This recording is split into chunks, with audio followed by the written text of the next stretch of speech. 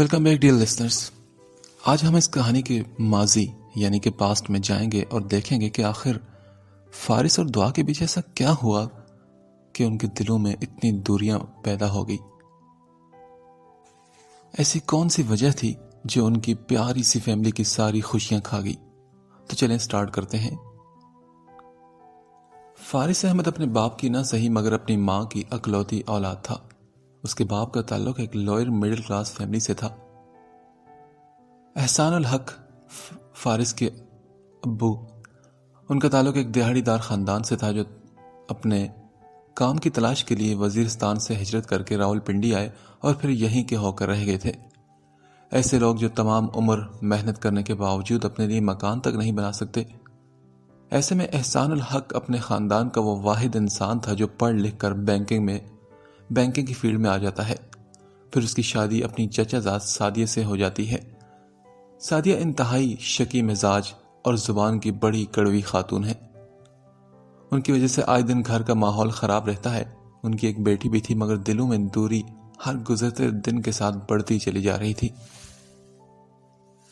ایسا نہیں تھا کہ وہ اپنے شوہر سے محبت نہیں کرتی تھی، بلکہ ان کا تعلق عورتوں کے اس قبیلے سے تھا جو سمجھنے سے قاصر ہوتی ہیں کہ مرد ایک ایسا اڑیل گھوڑا ہے جسے محبت سے زیادہ زبان کی مٹھاس اور اچھے اخلاق سے رام کیا جاتا ہے.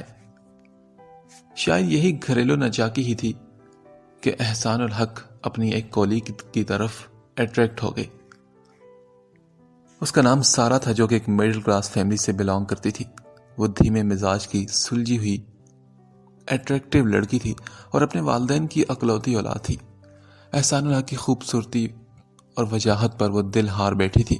وقت گزرنے کے ساتھ ساتھ ان کا تعلق بھی گہرا ہوتا چلا گیا اور سارا کو لگا تھا کہ جیسے محبت میں اکثر ہوتا ہے کہ اگر اسے احسان نہ ملا تو ملامت اور پچھتاوا اس کا مقدر بن جائے گا. وہ محبت میں سب کچھ بھول گئی، یہاں تک کہ اس کا شادی شدہ ہونا بھی. اس کے باپ کو اعتراض ہوا تھا مگر منتیں ترلے کر کے جیسے تیسے اس نے انہیں منا کر ہی دم لیا تھا. احسان اور سارا کی شادی خفیہ طور پر کی گئی. وہ دونوں اس شادی سے خوش تھے کیونکہ سارا کی کوئی ڈیمانڈ نہیں تھی. وہ رہتی بھی اپنے ابو کے ساتھ تھی جن کا بیوی کے انتقال کے بعد وہی ایک قریبی رشتہ تھا. وقت گزرتا گیا. احسان الحق کبھی کبھار ہی آیا کرتے تھے اس کی طرف مگر وہ پھر بھی خوش تھی. اس کی گول بھی جلد ہی اللہ نے ایک پیارا سا بیٹا ڈال دیا تھا جس کا نام اس کے نانا نے فارس احمد رکھا تھا. ایک بڑے ہی لمبے عرصے تک ان کی شادی خفیہ ہی رہی تھی. سارے نے کبھی لوگوں کی پرواہ نہ کی جو شادی کے بعد بھی اس کے باپ کے گھر رہنے پر باتیں کرتے تھے. وہ تو بس اپنے بیٹے فارس میں مگن تھی اور اس بھرم میں خوش تھی کہ احسان الحق اس سے بہت زیادہ محبت کرتے ہیں. مگر پھر ایک دن نہ جانے کیسے سعدیہ کو پتہ لگ گیا. وہ اپنی 9 سالہ بیٹی کو لے کر ان کے گھر آ گئی اور وہاں رو پیٹ کر وہ تماشا کیا کہ آس پاس کے لوگوں کا جمگھٹا بن گیا تھا. فارس اس وقت 6 سال کا تھا اور ایسا پہلی بار ہوا تھا کہ اسے اسکول سے لینے اس کے نانا اور ماں میں سے کوئی نہیں آیا تھا. وہ اپنے ساتھ والے گھر کے بچے کو لینے آئے. اس کے ابو کے ساتھ واپس آیا تو اپنے گھر کے صحن میں اس قدر لوگوں کا رش دیکھ کر اور پھر اپنی ڈری ہوئی ماں کو دیکھا. اس کے نانا بھی ایک طرف کھڑے تھے. ان کے کندھے جھکے ہوئے تھے اور چہرے پر دکھ کی سیاہی تھی. ایک اور عورت چیخ چیخ کر اس کی ماں کو برا بھلا کہہ رہی تھی. اس کی باتیں سنا رہی تھی اور اس کی ماں ڈرے ہوئے چہرے اور خالی آنکھوں میں وحشت لیے بس نگاہیں جھکا کر اس عورت کی باتیں سن رہی تھی. فارس بھی ڈر کر ایک کونے میں جا رکا. اس کا ننھا سا دماغ کچھ سمجھنے سے بالکل قاصر تھا. وہ بہت ہی سینسیٹیو تھا. اس کا ذہن بہت روشن تھا. اس کی آنکھیں چمکتی تھی. اس عورت کے الفاظ کو سمجھنے اور ان کا مفہوم جاننے کی وہ کوشش کرنے لگا. وہ عورت جب اس کی ماں کا چہرہ جھپٹنے کے لیے آگے بڑھی تو محلے کی عورتوں نے اسے پکڑ کر پیچھے کر لیا. چھوڑو مجھے. ارے تم لوگ دیکھ نہیں رہی کہ اس جیسی ڈائن ہی ہوتی ہیں جو دوسری عورتوں کے شوہروں پر ڈاکہ ڈالتی ہیں، جن کا نہ تو کوئی کیریکٹر ہوتا ہے اور نہ ہی کوئی عزت. جہاں خوبصورت مرد دیکھا وہیں رال ٹپکنے لگتی ہیں ان کی. نہ جانے کتنے ہوں گے جتنی اپنی ادائیں دکھا کر اس نے پاگل بنایا ہوگا. فارس کے معصوم ذہن نے صرف ایک لفظ کو سمجھا، ڈاکہ یعنی کہ چوری. مگر اس کی ٹیچر نے تو کہا تھا کہ چوری کرنا بری بات ہوتی ہے، پھر اس کی ماما نے کیوں چوری کی؟ وہ اپنی سمجھ کے مطابق سب کچھ دیکھ اور سن رہا تھا۔ جب اس کا باپ وہاں دوڑتا ہوا پہنچا تو اس کے چہرے پر بھی ڈر تھا۔ اب وہ اس عورت کی منتیں کر رہا تھا، اسے وہاں سے جانے کو کہہ رہا تھا۔ اس کی آواز میں کسی قسم کا کوئی روب و دبدبا نہیں تھا، بلکہ ایک عجیب سی بے بسی اور شرم ساری تھی۔ پھر وہ اسے اور اس 9 سالہ بچی کو لے کر وہاں سے چلا گیا، ایک نظر بھی سارا پر ڈالے بغیر۔ اس بچے کو اپنے باپ کا یوں اس کی ماں کو نظر انداز کر کے جانا برا لگا تھا۔ آہستہ آہستہ لوگ باتیں کرتے وہاں سے چلے گئے۔ تبھی اس کی ماں کی نظر اس پر پڑی، جو آنکھوں میں ڈر لیے پریشان سا اسے ہی دیکھ رہا تھا۔ وہ آہستہ آہستہ چلتی اس تک آئی، کسی لٹے ہوئے مسافر کی طرح گھٹنوں کے بل اس کے پاس بیٹھی اور اسے گلے لگا کر دھاڑے مار مار کر روئی۔ اس کے نانا نے یہ منظر بہت ہی دکھ بھری نگاہوں سے دیکھا اور پھر وہ اندر کی طرف بڑھ گئے۔ اور سارا، جسے لگا تھا کہ وہ محبت کے بغیر کبھی رہ نہیں سکتی، آج وہ یہ بات جان پائی کہ محبت کے بغیر بھی زندہ رہا جا سکتا ہے، مگر عزت کے بغیر زندگی یوں تنگ ہوتی ہے کہ ہر آنے جانے والی سانس ایک عذاب کا روپ دھار لیتی ہے۔ 7 سال بعد اسے پتا چلا تھا کہ عزت سے بیاہ کر لائی گئی خاندانی بیوی، چاہے کتنی ہی انچاہی کیوں نہ ہو، اس کا سوسائٹی میں ایک عزت اور وقار ہوتا ہے، اور چھپ کر کی ہوئی شادی میں عورت کے حصے میں محبت تو آتی ہے، مگر اس کی قیمت وہ اپنا مان، اپنا کیریکٹر اور عزت گروی رکھ کر چکاتی ہے۔ اور سارا کے پچھتاووں کا آغاز بھی یہیں سے ہوا تھا۔ اس کے بعد ایک لمبے عرصے تک اس کے باپ نے ان کے گھر کا رخ نہیں کیا۔ اس کی ماں اکثر رویا کرتی تھی۔ وہ جب کبھی بھی اس کے باپ کو کال کرتی تو وہ حالات بہتر ہونے پر آنے کا کہہ کر اور اپنی خاندانی مجبوری کا رونا رویا کرتا تھا۔ اس کی ماں کو اس کی محبت نے کہیں کہیں نہیں چھوڑا تھا۔ وہ اپنے دکھ درد بھی فراموش کر بیٹھی تھی۔ ایسے میں نانا کا وجود اس کے لیے بڑی ہی ہمت والا ثابت ہوا تھا، مگر جلد ہی انہوں نے بھی ہمت ہار دی۔ بیٹی کا غم سینے میں لیے وہ اس دنیا سے چلے گئے تھے۔ اس کا باپ بھی سن کر یہ آیا تھا۔ وہ 4 دن وہاں پر رہا اور پھر جب جانے لگا تو اس کی ماں اس کے سامنے آ کر کھڑی ہوئی۔ وہ چاہتی تھی کہ وہ اسے چھوڑ کر نہ جائے، اور اگر جانا ضروری تھا تو وہ ان دونوں کو ساتھ لے کر جائے، مگر اس کے باپ کو اس کی دونوں باتیں منظور نہ تھی۔ وہ اسے اپنی مجبوریاں بتا رہا تھا اور ساتھ ہی اپنے خاندان کے کسی فرد کو اپنے پاس روک لینے کا مشورہ دے رہا تھا۔ اس بات پر ان دونوں کا جھگڑا ہوا اور اس کا باپ غصے میں وہاں سے چلا گیا۔ پہلی بار اپنے باپ کے لیے اس کے دل میں ناپسندیدگی کے جذبات پیدا ہوئے تھے۔ اس کی ماں پیچھے روتی بلکتی رہی تھی، یہ جانے بغیر کہ ان کے معصوم بچے پر اس سب کا کیا اثر پڑ رہا تھا۔ وہ بچہ جو پہلے بہت ہی کم باتیں کرتا تھا، جو ہمیشہ گم سم اور ڈرا ہوا رہتا تھا، جب اس نے اپنے سب سے پیارے دوست اپنے نانا کو بھی کھو دیا، جن کی آغوش میں وہ کچھ دیر سکون سے رہتا تھا، اس کے بعد اس کے ہونٹوں پر جیسے چپ سی لگ گئی تھی۔ وقت کا کام ہے گزرنا، وہ گزرتا چلا گیا۔ احسان الحق کبھی مہینے میں 1-2 چکر لگا لیا کرتے تھے۔ پھر ایک دن وہ آئے تو بہت خوش تھے۔ پتہ چلا کہ ان کے ہاں اتنے عرصے بعد بیٹے کی پیدائش ہوئی ہے۔ فارس پہلے بھی باپ کے زیادہ قریب نہ تھا، اب تو انہیں دیکھتے ہی وہاں سے کھسک جایا کرتا تھا۔ پھر ایسا ہوا کہ ان کی آنے کی روٹین چینج ہوتی گئی۔ اس نے اپنی ماں کو آدھی رات کو روتے دیکھا تھا، مگر کبھی اپنے جاگنے کا تاثر نہیں دیا تھا۔ اس نے کبھی ماں سے سب کے بارے میں سوال نہیں کیا۔ پھر وہ بہت اداس ہو جایا کرتی تھی، مگر ایک رات بہت ہی عجیب بات ہوئی۔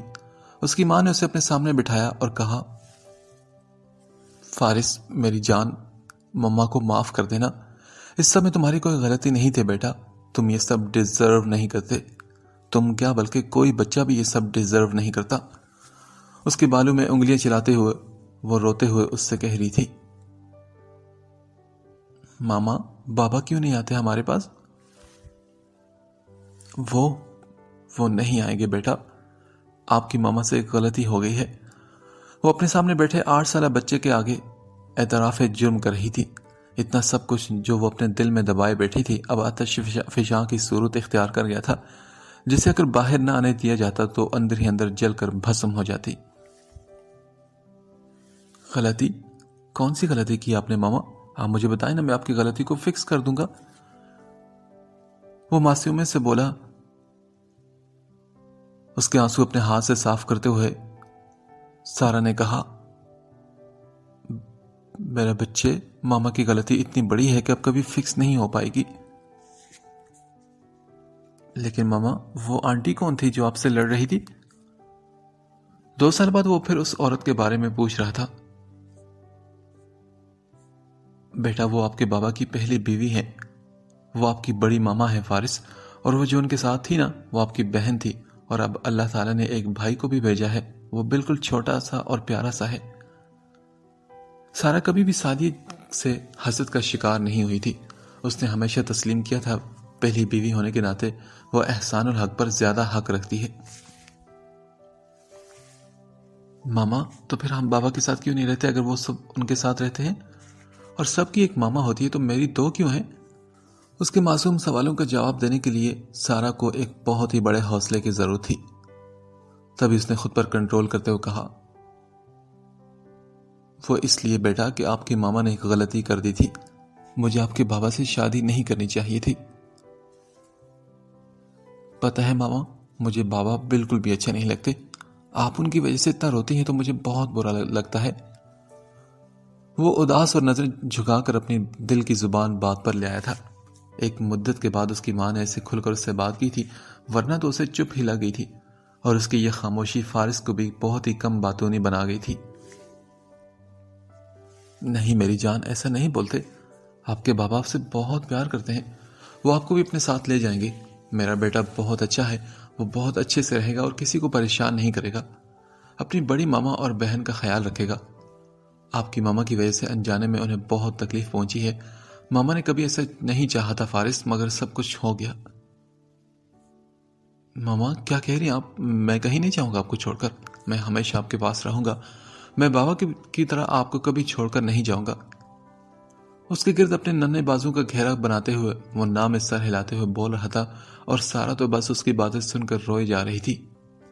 باہر صحن میں تاریکی چھائی ہوئی تھی، نیم روشن برآمدے میں بیٹھے ایک دوسرے سے لپٹے وہ دونوں اس اندھیرے کا حصہ معلوم ہوتے تھے۔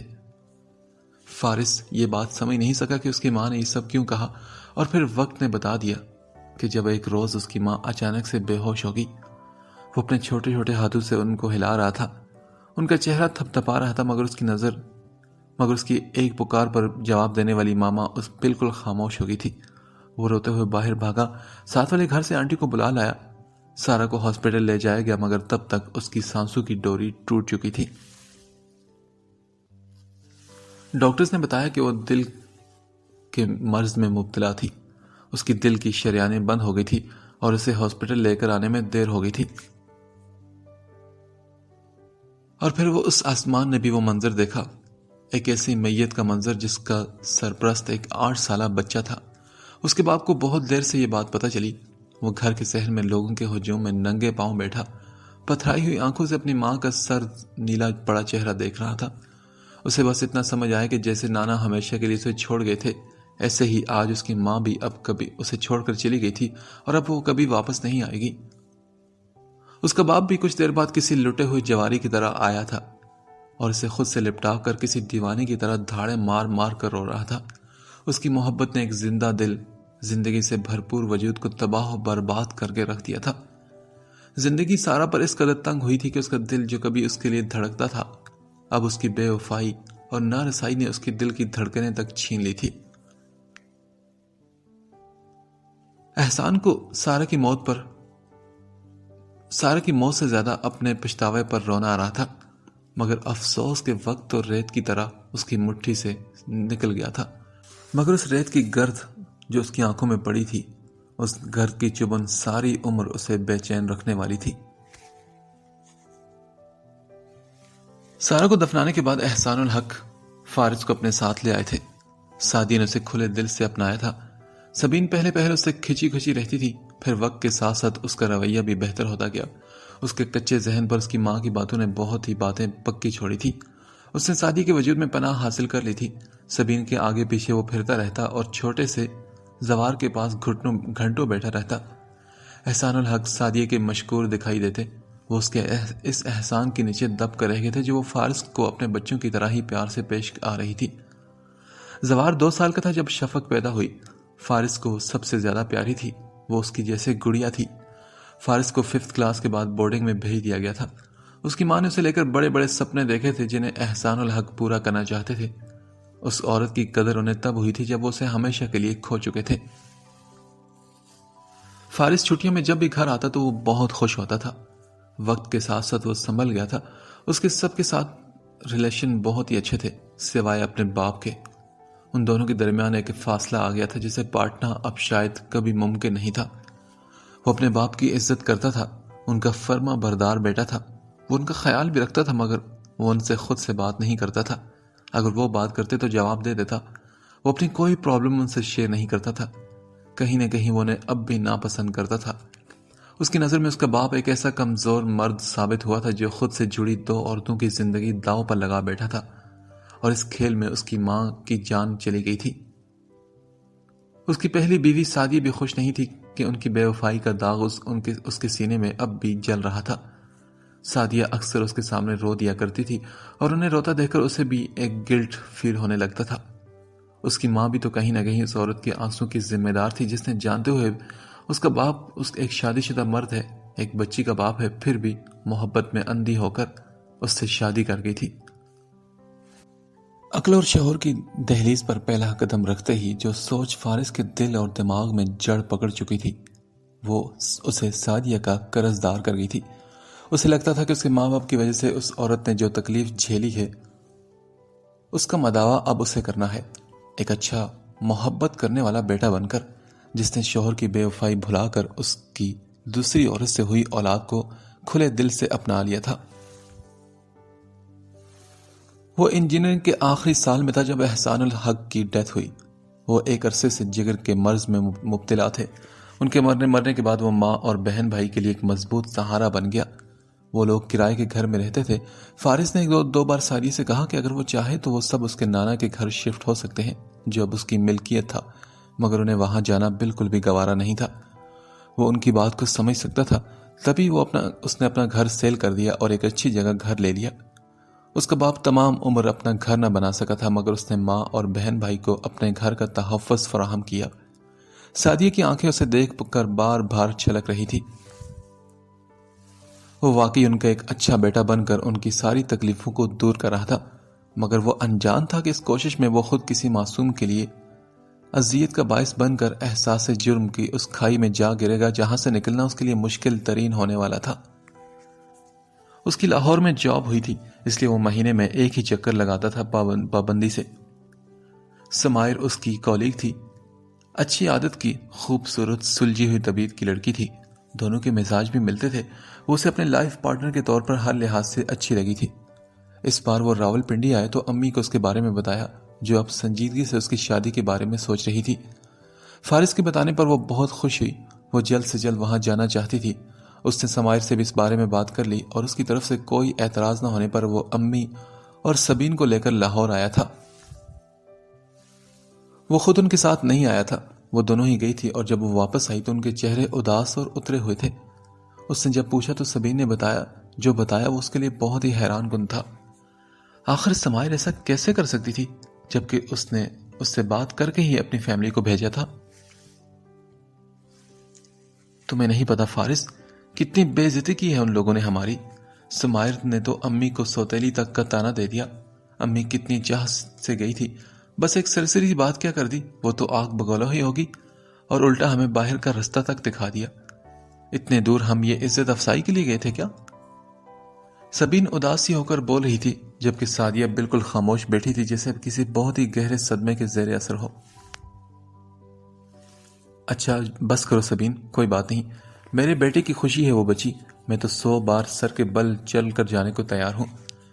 فارس میرا بیٹا، تم کال کرو سمائر بیٹی کو، اس سے کہو کہ میری کوئی بات بری لگی ہے تو میں معافی مانگنے کو تیار ہوں، ہم پھر چلے جائیں گے۔ سعدیہ کی آنکھوں میں نمی اور دکھ تھا، مگر چہرے پر مسکراہٹ لیے وہ بہت ہی محبت سے کہہ رہی تھی۔ فارس ان کے پاس گھٹنوں کے زور پر بیٹھا، ان کا ہاتھ اپنے ہاتھ میں لے کر اس نے ان کے ہاتھ پر عقیدت سے ایک بوسہ دیا اور کہا، نہیں امی، آپ کیوں معافی مانگے گی؟ بلکہ اس کا سب کا جواب تو اب سمائر کو دینا پڑے گا۔ اسے کس نے حق دیا تھا آپ کی انسلٹ کرنے کا؟ ہاں؟ فارس کی آواز میں ناراضگی اور غصہ تھا۔ سعدیہ نے کہا، چھوڑو میری جان، ایسے تو بات بہت آگے بڑھ جائے گی۔ نہیں امی، بات تو اب بڑھ چکی ہے، بلکہ بات تو جیسے ختم ہو گئی ہے۔ وہ دو ٹوک الفاظ میں بولا تو سعدیہ نے کہا، لیکن بیٹا وہ تمہاری پسند محبت؟ نہیں امی، کچھ بھی نہیں، آپ پر ایسی ہزاروں محبتیں قربان۔ جو لڑکی آپ کی عزت نہیں کر سکتی وہ میری بیوی نہیں بن سکتی۔ مجھے معاف کر دے امی، میری وجہ سے آپ کو اتنی ذلت اٹھانی پڑی۔ اگر مجھے ذرا سا بھی اندازہ ہوتا کہ وہ لوگ آپ کے ساتھ ایسا کریں گے تو میں کبھی نہ کہتا آپ کو وہاں جانے کے لیے۔ اپنی مدھم سی آواز میں وہ بہت ہی پریشانی سے بول رہا تھا۔ سعدیہ نے فخر سے اس کا ماتھا چوم کر اسے اپنے سینے سے لگایا۔ فارس، ایک بار پھر سوچ لو، کہیں بعد میں تمہیں پچھتاوا نہ ہو۔ بس سمیپ، بہت ہو گیا۔ بعد کے پچھتاوے سے بچنے کے لیے تو میں یہ سب کہہ رہا ہوں۔ مجھے اپنی ماں اور بیوی میں کوئی ایسا ماحول نہیں چاہیے لڑائی والا، اس لیے میں اس رشتے سے انکار کر رہا ہوں خود ہی۔ فارس بیٹا، تم پریشان مت ہونا، دیکھنا میں اپنے بیٹے کے لیے ایک چاند جیسی دلہن لاؤں گی کہ سبھی دیکھتے رہ جائیں گے۔ سعدیہ اس کے سر پر ہاتھ پھیرتے ہوئے اس سے کہا تو وہ بس بے دلی سے مسکرا دیا تھا۔ اگلے دن آفس میں وہ اس کی ٹیبل پر ہاتھ رکھے تھوڑا جھک کر سامنے بیٹھی سمائر کو آنکھوں میں سر تاثر لیے دیکھتا بول رہا تھا، کیا میں پوچھ سکتا ہوں مس سمائر وقار کہ آپ نے کل میری امی اور بہن کے ساتھ اتنا انسلٹنگ بیہیویئر کیوں کیا؟ اس کی آواز میں خفگی اور ناراضگی تھی۔ سمائر کو اپنے فیصلے پر مزید اطمینان ہوا اور پھر وہ بولی، فارس ابھی نہیں، آفس ٹائمنگ کے بعد کیفے میں ملتے ہیں، وہیں پر بات کریں گے۔ آرام سے جواب دے کر وہ اپنی فائل کی طرف مڑی تو وہ خود پر کنٹرول کرتا واپس مڑ گیا تھا۔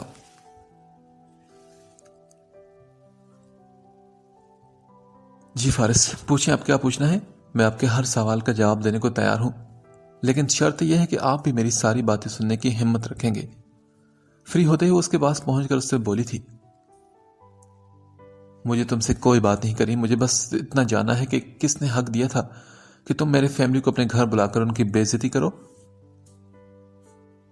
ہاں تو ان کو کس نے حق دیا تھا میرے گھر میں کھڑے ہو کر میری والدین کے سامنے میرے کیریکٹر کو جج کرنے کا؟ سمائر نے بھی اس کی بات کا جواب دیا تو وہ بولا، وہ تو میں جج نہیں کر رہی تھی، وہ تو بس ایک بات کری تھی جس سے آپ نے پرسنل رنگ دے دیا۔ اچھا فارس، ایک بات تو بتاؤ، وہ کون سی مائیں ہوتی ہیں جو بیٹوں کا رشتہ لے کر وہاں جا کر ایسی باتیں کرتی ہیں، جو ڈھکے چھپے لفظوں میں بہت ہی واضح پیغام دیتی ہیں کہ آپ کی بیٹی کیسی بے شرم ہے جو گھر سے باہر جاب کا کہہ کر نکلتی ہے مگر وہاں پر غیر مردوں کو اپنی اداؤں کے جھانسے میں پھنسا لیتی ہے۔ سمائر، یہ کیا کہہ رہی ہو تمہیں پتہ ہے نا کہ میری امی زیادہ پڑھی لکھی نہیں، ہو سکتا ہے کہ ان کی کسی بات سے آپ کو غلط فہمی ہوئی ہو۔ اس کی بات پر وہ پریشان سا ہو کر بولا، نہیں فارس، پتہ ہے آپ کو کہ مجھے کہیں نہ کہیں تھوڑا افسوس بھی تھا، آپ جیسا لائف پارٹنر ملنا خوش قسمتی ہوگی میری، لیکن اب مجھے اپنے فیصلے پر بہت ہی اطمینان اور سکون ہے۔ آپ بہت اچھے، ہمدرد اور مخلص انسان ہیں، مگر مسئلہ پتہ ہے کیا ہے کہ آپ جیسا کھرا انسان منافقوں کی بستی میں رہتا ہے، اور اس پر ظلم یہ ہے کہ وہ انہیں اپنا دوست بھی خیال کرتا ہے، جو نہ تو اس کے اپنے لیے اچھا ہے اور نہ ہی اس سے جڑے رشتوں کے لیے۔ اللہ بھی فرماتا ہے کہ منافق کی نہ تو دوستی اچھی ہے اور نہ ہی دشمنی، ایسے لوگوں سے دور ہی رہنے میں بھلائی ہوتی ہے۔ فارس،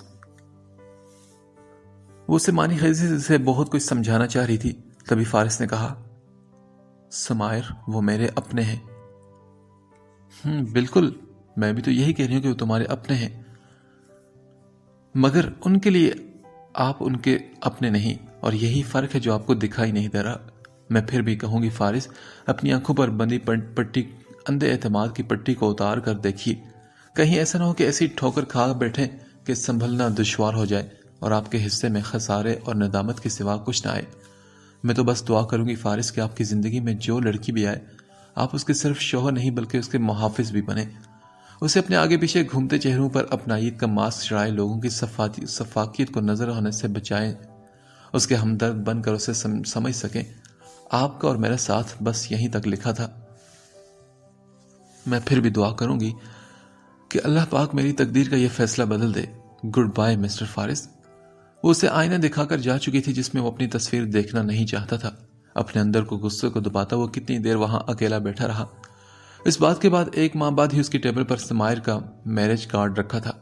فارس اس بار گھر آئے تو امی اس کا رشتہ طے کرنے کی بات کر رہی تھی. اسے ایک پکچر بھی دکھائی دی گئی تھی. معصومیت اور حسن کا امتزاج لیے دلکش سا چہرہ دیکھنے والا نظر بھر کر دیکھنے پر مجبور ہو جاتا. امی کو یہ رشتہ ہر لحاظ سے پسند آیا تھا. فارس کو بھی اب کوئی اعتراض نہیں تھا سوائے اس سے کہ وہ اس سے عمر میں کافی چھوٹی تھی. وہ خود 27 سال کا تھا جبکہ وہ لڑکی بڑی مشکل سے 18 سال کی لگتی تھی. مگر اس کی امی نے اس کی بات کو ہوا میں اڑا دیا یہ کہہ کر کے اتنا فرق تو نارمل ہے فارس.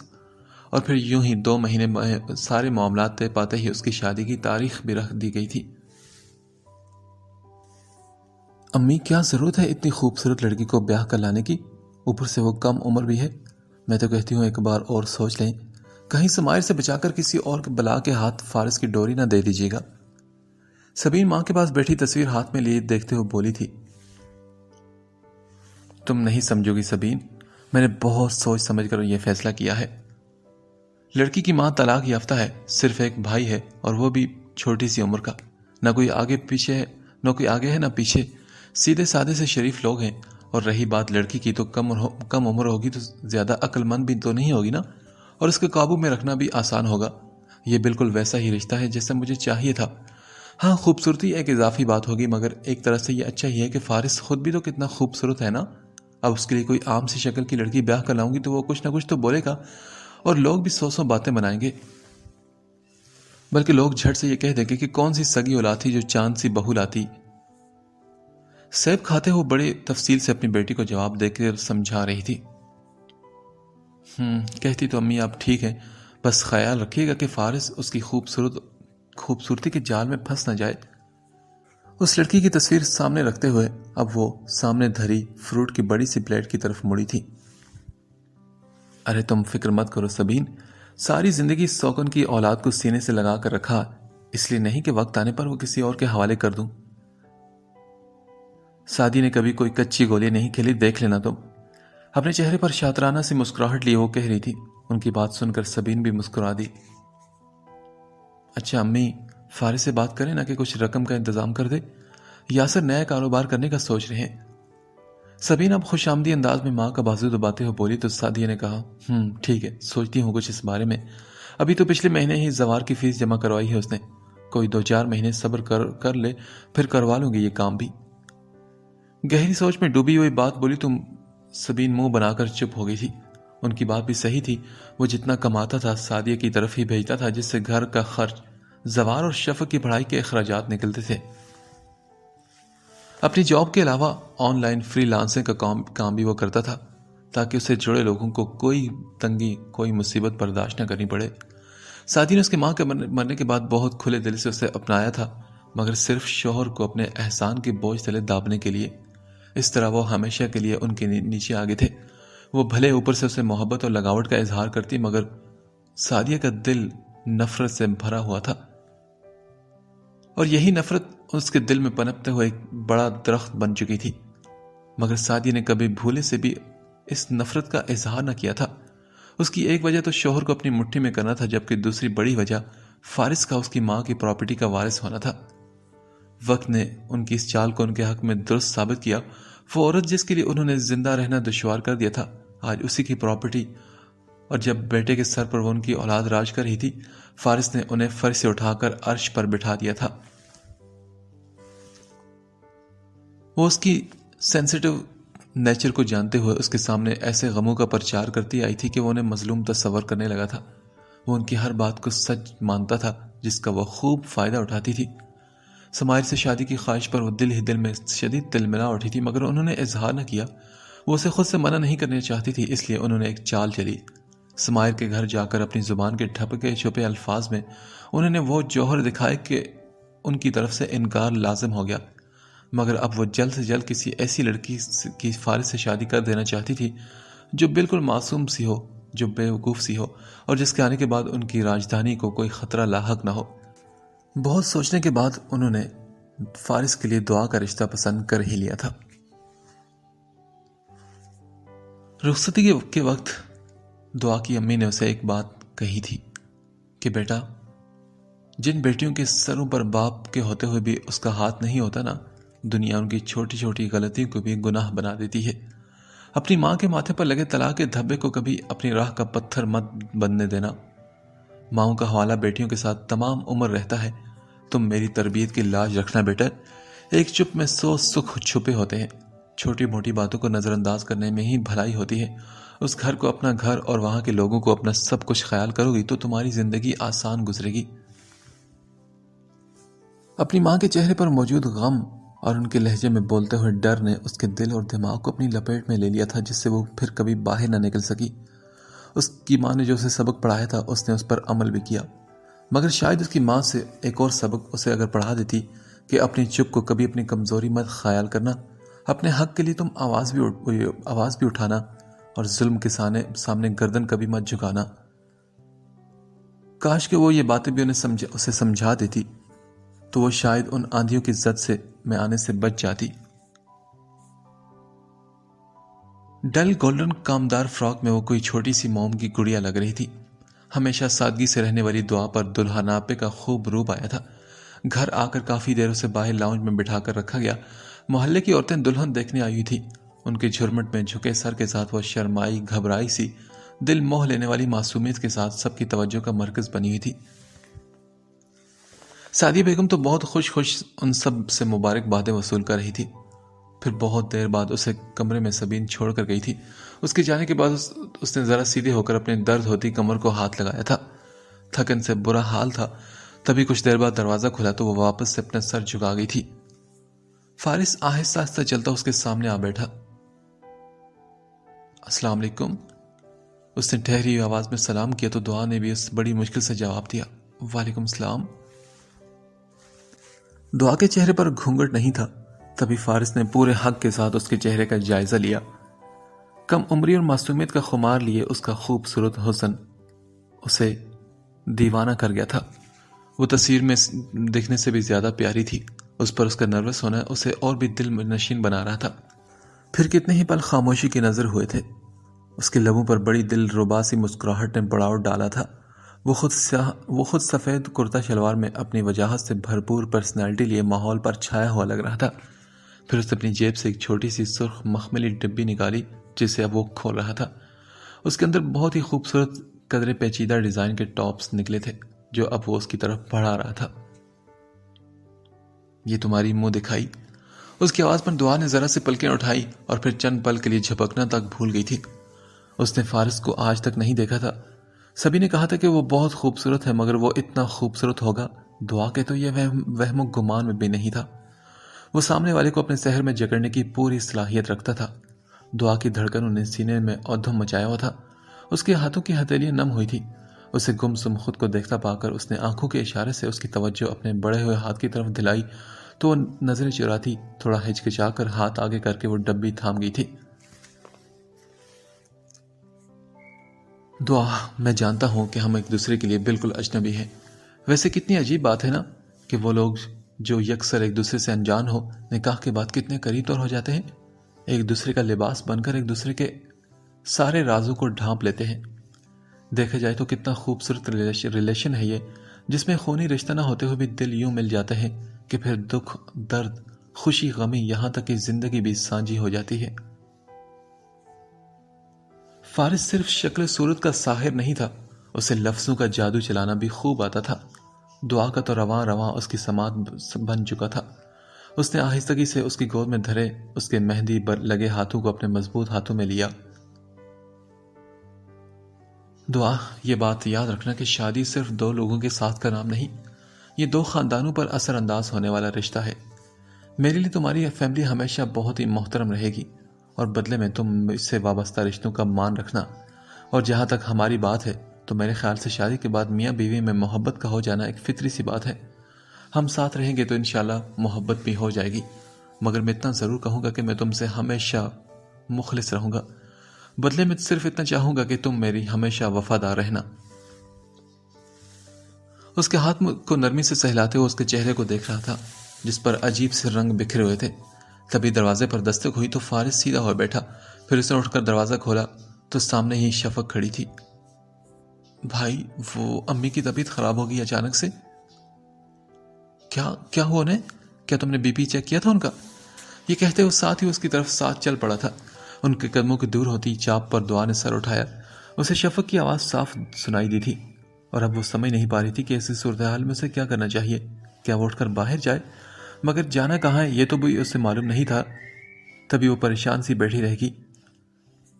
فارس سعدیہ کے کمرے میں جلدی سے داخل ہوا تو پیچھے شفق بھی آئی تھی۔ بیڈ پر وہ دوپٹے سے سر باندھے نڈال سی نظر آ رہی تھی۔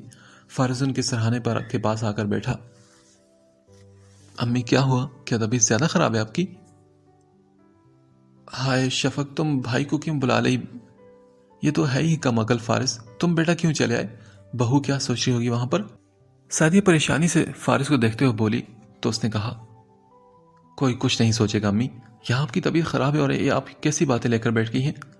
شفق تم کیا تم نے بی پی چیک کیا تھا؟ اگر نہیں کیا تو لاؤ میں خود چیک کر لیتا ہوں۔